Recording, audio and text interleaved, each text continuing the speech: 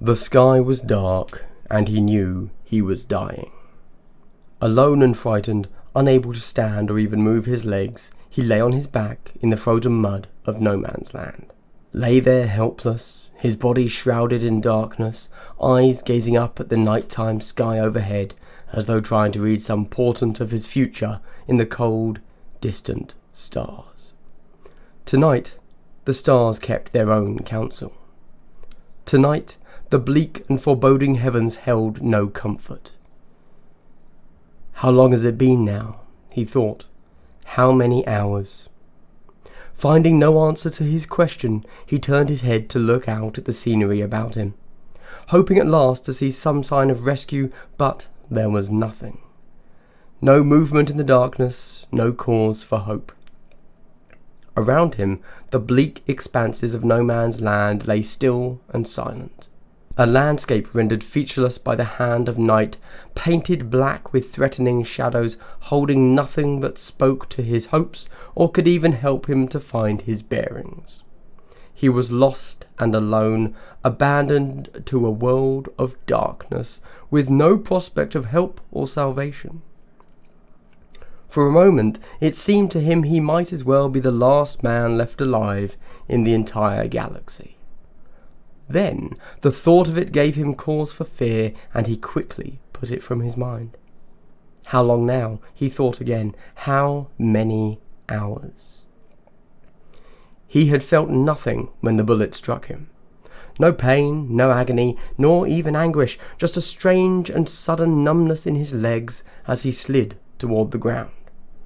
At first, not understanding what had happened, he had thought he had tripped, until, cursing himself for his clumsiness, he had tried to rise only to find his legs curiously unresponsive. It was then, as he felt the spreading warmth of his own blood seeping across his belly, that he had realized his mistake. In the hours since, unable to see the extent of his wounds in the darkness, he had used his probing fingers to tell him what his eyes could not.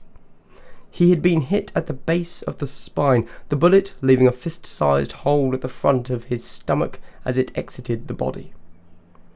Treating his wounds to the best of his medical knowledge, he had stuffed them with gauze to stem the bleeding and placed dressings over them. Though there were phials of morphia in his guard-issued medpack, and he had learned the prayer of relief from torment by heart, he had no need for them. There was no pain from his wounds. Even when his probing fingers had slid past the knuckle into the ragged hole in his stomach, he had felt no physical discomfort. He did not need to be possessed of any great medical knowledge to know that this was not a good sign. How long now? The question came to his mind again, unbidden. How many hours? There were other discomforts, though. The chill of the cold night air biting at the exposed skin of his face and neck. A terrible mind-wearying fatigue that made his thoughts seem dull and leaden. The fear, the loneliness, the isolation.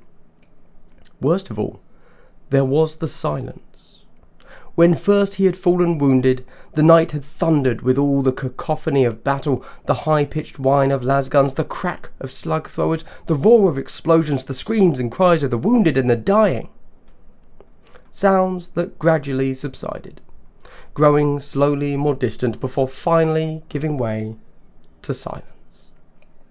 He would never have thought a man could draw comfort from such sounds. As terrifying as the clamour of battle had been, the quiet that followed was worse. It compounded his isolation, leaving him alone with all his fears. Here in the darkness, fear had become his constant companion, plaguing his heart without remorse or respite. How long now? The question would not leave him. How many hours? At times, the compulsion came over him to cry out, to shout for help, to beg for mercy, to scream, to yell, to pray. Anything to break that dreadful silence. Every time it came, he fought it with all his strength, biting his lip hard to stop the words from spilling out. He knew that to make even the slightest sound would only be to bring death upon him all the sooner. For though his comrades might hear him, so would the enemy. Somewhere, Out there on the other side of no man's land, the enemy waited in their countless millions. Waited, even eager to fight, to maim, to kill. No matter how terrifying it was to be trapped alone and wounded in no man's land, the thought of being found by the enemy was worse. For what seemed like hours now, he had endured the silence. Knowing that, as desperately as he might hope for rescue, he could do nothing to speed it on its way towards him. How long now? The thought pounded insistently in his head. How many hours? There was so little left to him now. So little of real substance. All the things that had once meant so much, his family, his homeworld, his faith in the Emperor, now seemed dim and distant. Even his memories were insubstantial, as though his past was fading away before his eyes as swiftly as was his future. His inner world, the world of his life which had once seemed so full and bright with promise, had been diminished and reduced by circumstance.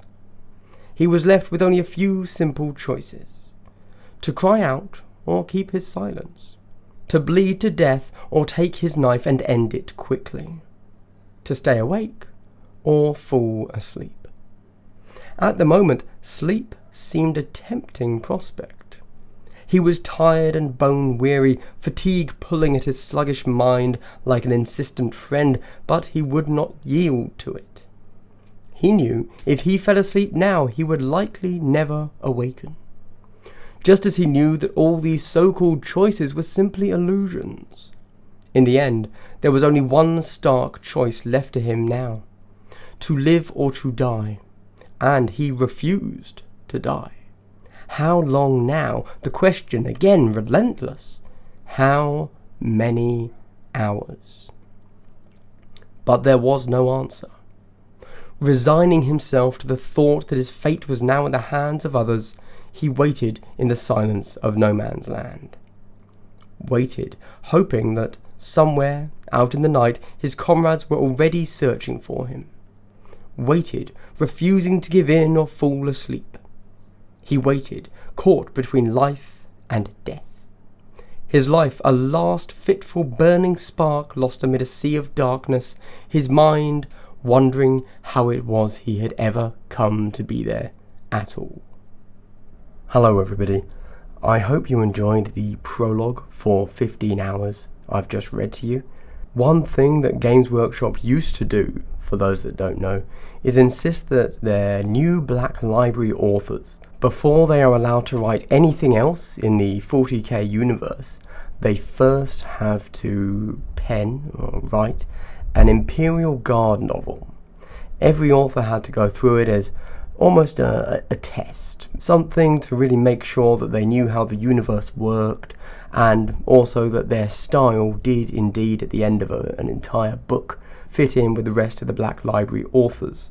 That's no longer the case in modern Black Library, but if you look back through the whole of the Black Library's library, you'll see that there are a lot, and I do mean a lot, of Imperial Guard novels that no one really talks about anymore.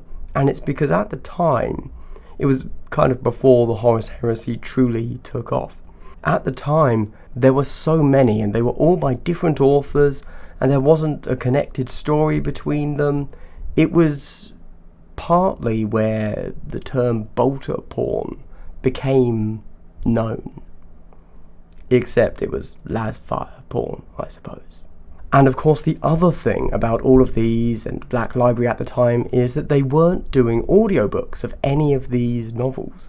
So as my channel here is about taking books that don't yet have audiobooks and giving you the first few chapters, I thought 15 Hours was a great place to start.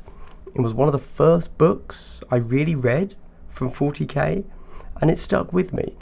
Not so much because of, what really happens in the book, and I'm not going to spoil that for you, don't worry, but because for some reason it became a bit of a meme, and I thought you guys might like to peek behind the meme, if you will, and truly find out what it means. For those of you that don't know, 15 hours is regularly now stated as the average lifespan of a Guardsman when they go into the Imperial Guard. it came and originated from this book. Unfortunately, for those of you new to it, it isn't correct across the Imperial Guard overall. It is only correct for this particular war front that the book takes place on. So that is meme dispelled.